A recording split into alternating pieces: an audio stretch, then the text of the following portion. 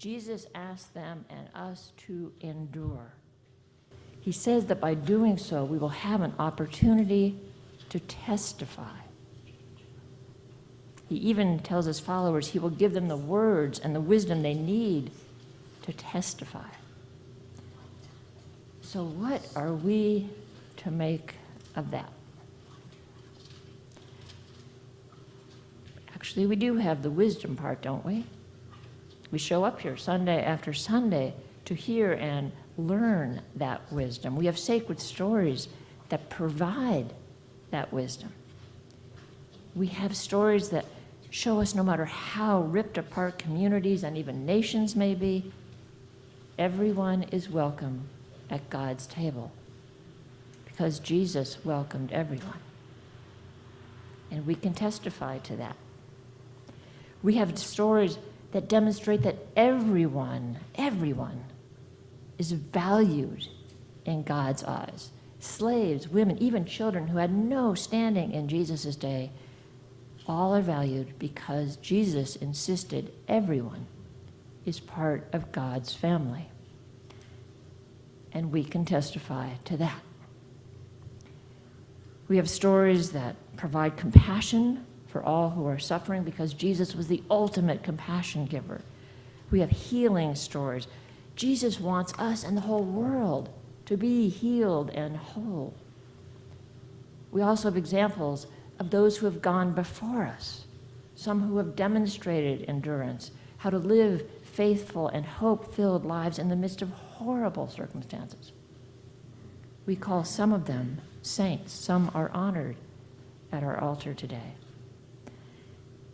And what is the common thread through all of the gospel stories and in the examples of those saints who have held firm in their faith? I would suggest a single word: hope. Hope. Because we Christians are an Easter people. The resurrection is all about hope. Hope that no matter how messed up the world may be, division and suffering are not the final words.